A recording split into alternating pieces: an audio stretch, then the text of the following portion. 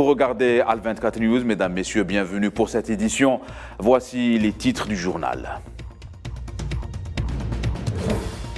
Cela fait une année jour pour jour que Moscou a lancé son opération militaire en Ukraine.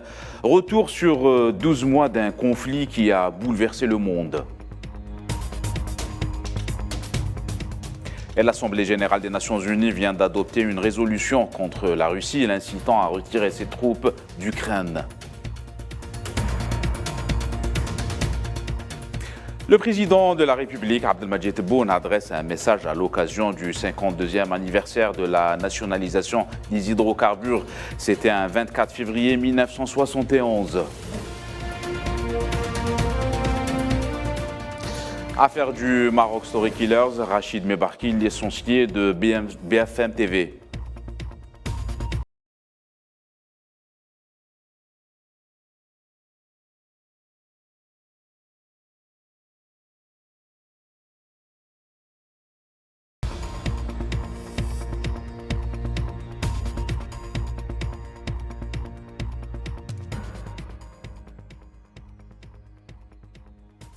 Bonjour à tous, voilà pour les titres. C'était donc le 24 février 2022 au petit matin lorsque les premières troupes russes ont franchi la frontière ukrainienne, lançant ainsi un conflit d'envergure dont l'Europe n'a pas connu depuis plusieurs décennies. Un conflit qui a déjà fait plusieurs milliers de morts et des millions de déplacés. Récit de Lila Gertal. Cela fait aujourd'hui un an, jour pour jour, que débutait l'opération spéciale en Ukraine lancée par Poutine. Kiev se réveillait un certain 24 février 2022 sur les retentissements des sirènes et le bruit des bombes, des images qui ont fait le tour des médias. Le monde assistait en direct à l'opération russe en Ukraine, une opération spéciale, comme qualifiée par Poutine, qui changera la géopolitique du monde. Une opération qui est également le fruit de plusieurs années de provocation de l'Occident et de l'OTAN qui poussait ses troupes jusqu'aux proximités des frontières des anciennes républiques de l'ancien régime soviétique, transgressant ainsi au quotidien les accords de Minsk. Ce conflit en Ukraine va provoquer à son tour, en plus des alliances et des sanctions économiques européennes contre Moscou, il va également se répercuter sur le secteur énergétique du pétrole et du gaz. La Russie étant l'un des premiers fournisseurs en gaz de beaucoup de pays européens, notamment l'Allemagne. L'opération engendrera également une vraie crise humanitaire, dévoilant au grand jour l'hypocrisie de l'Occident face à la crise des réfugiés ukrainiens. Un comportement discriminatoire voit alors le jour, une mise à nu qui en dit long sur le monde occidental et les principes des droits de l'homme qu'il argue à chaque occasion. Le conflit en Ukraine a démontré aussi que derrière la façade d'une Europe unie et formant un bloc inébranlable se cachaient des divisions insoupçonnables où des contrats de gaz et de pétrole se négociaient en aparté ou par sous-traitance avec la Russie. Bref, un an après le début du conflit en Ukraine, le monde ne sera plus comme celui que l'on a connu auparavant. D'autant que ce conflit sent trop l'odeur du gaz et de pétrole pour ne constituer qu'une affaire de liberté et de démocratie lorsqu'on sait surtout que les États-Unis ont été les plus grands bénéficiaires de cette opération en Ukraine. Et l'Assemblée générale des Nations unies à New York vient de voter une résolution exigeant le retrait immédiat et sans exigence des forces russes du territoire ukrainien. La résolution a recueilli 141 voix contre 7 voix et 32 abstentions. À noter que l'Algérie s'est abstenue du vote. De son côté, le numéro 2 du Conseil de sécurité russe, Dmitry Medvedev, a assuré que la Russie était certaine de sa victoire face à l'Ukraine. Et à cette occasion, il a déclaré que son pays était prêt à aller jusqu'aux frontières de la Pologne.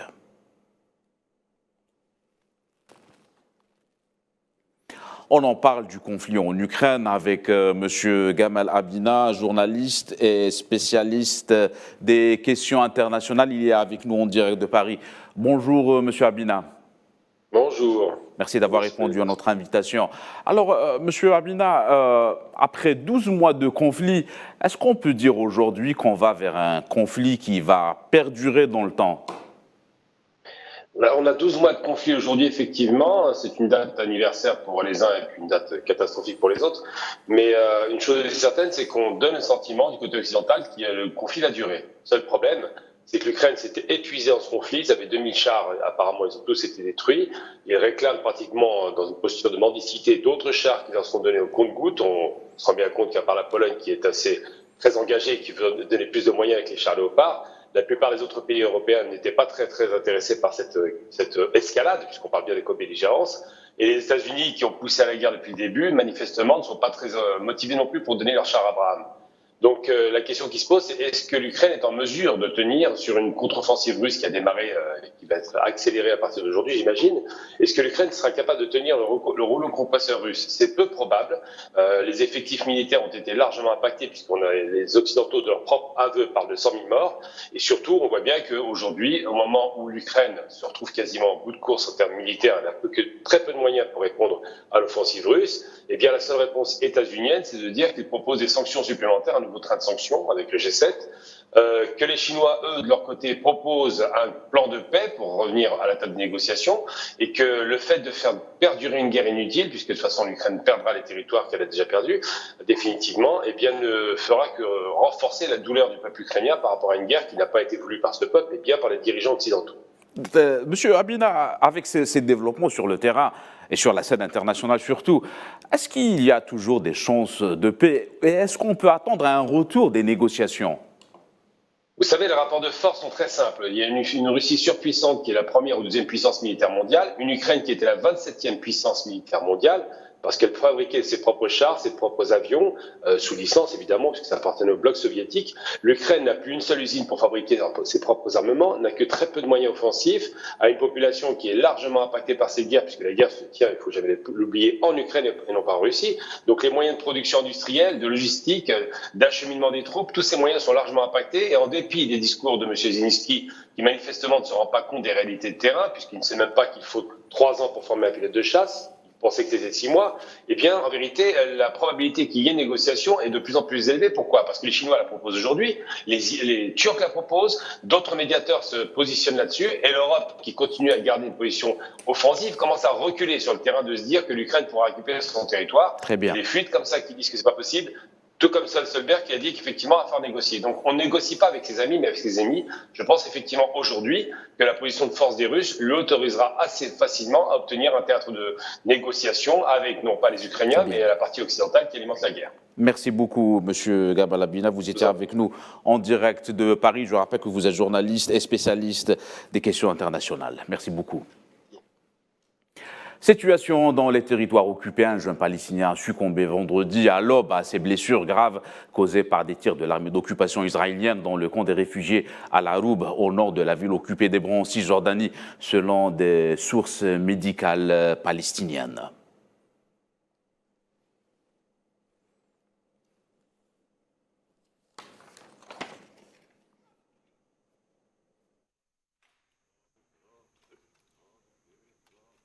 L'Algérie célèbre le 52e anniversaire de la nationalisation des hydrocarbures, du chemin parcouru par le secteur qui porte aujourd'hui à bout de bras un pan entier de l'économie algérienne. Et à la veille de cette journée mémorable du 24 février, à Hassim Saoud, l'un des poumons énergétiques de l'Algérie, a vu l'inauguration de la nouvelle unité de traitement de pétrole brut de Hassi Qatara, une infrastructure qui permettra à l'Algérie d'augmenter sa capacité de production à 60 000 barils par jour. Et le président algérien Abdelmadjid Tebboune a adressé un message à la nation à l'occasion du double anniversaire de la fondation de l'Union générale des travailleurs algériens et de la nationalisation des hydrocarbures. Le président a choisi de mettre en relief les défis relevés par les travailleurs algériens durant des années de lutte pour le recouvrement des richesses nationales en hydrocarbures et leur a rendu hommage. Le chef de l'État déclare, je cite, « Nous revenons dans de telles occasions sur les positions et des événements nationaux historiques historiques qui nourrissent en nous la volonté et la détermination à poursuivre la voie vers l'établissement d'un État national fort de par son histoire et son peuple et à la préservation de l'unité de nos rangs dans un monde faisant face à des troubles et dans lequel nous sommes confrontés aux répercussions des fluctuations du courant, conditions régionales et internationales actuelles, ainsi que le défi de faire face aux tentatives de cibler de manière hostile notre pays. Fin de citation.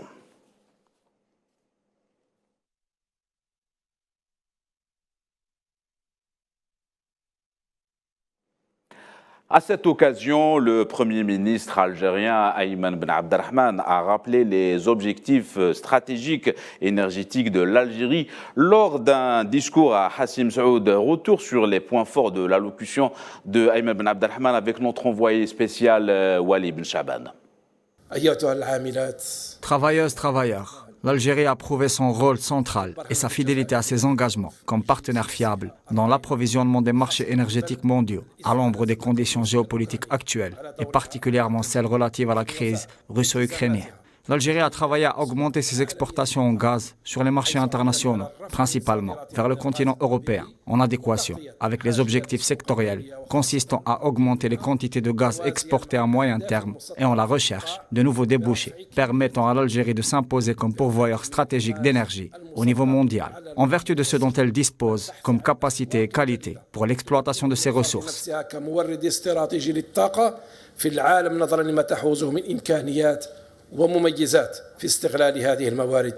Le Premier ministre algérien Ayman Ben Abdelrahman a affirmé le rôle central de l'Algérie comme acteur stratégique dans l'approvisionnement fiable des marchés énergétiques internationaux. Comme tout le monde le sait, l'Algérie dispose de grandes capacités en matière énergétique, ce qui lui a permis d'occuper une place de choix dans ce secteur, étant le plus grand producteur de gaz naturel en Afrique, ainsi que le troisième exportateur de gaz à destination de l'Europe, qui est elle-même le marché le plus important pour le gaz algérien. C'est ce qui explique les relations profondes et le dialogue permanent entre l'Algérie et ses partenaires des États consommateurs de gaz, à l'instar des pays de l'Union européenne, dans l'objectif du renforcement de la sécurité énergétique, de la promotion des énergies renouvelables et de l'efficacité énergétique. Si nous sommes disposés à intensifier les efforts dans la prospection afin d'augmenter nos réserves, ceci n'est pas seulement afin de répondre à nos besoins en constante croissance, mais aussi afin de renforcer notre rang comme leader efficient et fiable sur les marchés régionaux et internationaux.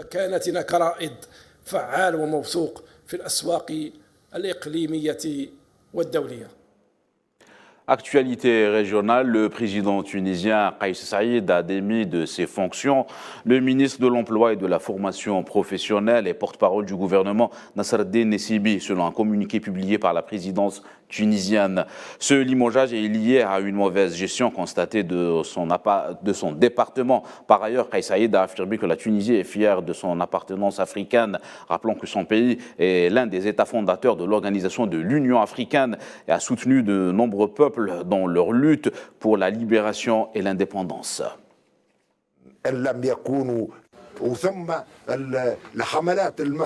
Les cabales orchestrées par des gens missionnés et agents de l'étranger, ainsi que des cercles occultes qui cherchent à déstabiliser le pays, parlent actuellement de questions liées à l'Afrique, alors que nous avions pris sur nous-mêmes pendant la crise Covid-19 pour assurer la disponibilité et la distribution des médicaments au profit des Africains. Et nous sommes fiers de notre appartenance à l'Afrique. Au Maroc, la coordination de la résistance au sionisme et à la normalisation a organisé le forum électronique annuel pour annoncer l'année 2023 comme l'année de la résistance à la normalisation. Le forum a réuni diverses tranches sociales, universitaires, personnalités et artistes.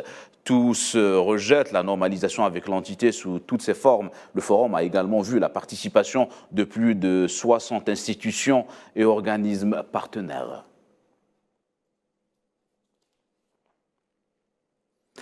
Rachid Mebarki, présentateur de la chaîne d'information BFM TV, démis de ses fonctions. Le journaliste accusé d'avoir diffusé en catimini dans son journal télévisé quotidien de la nuit des séquences non validées par sa hiérarchie. La chaîne a également annoncé porter plainte pour corruption passive et abus de confiance.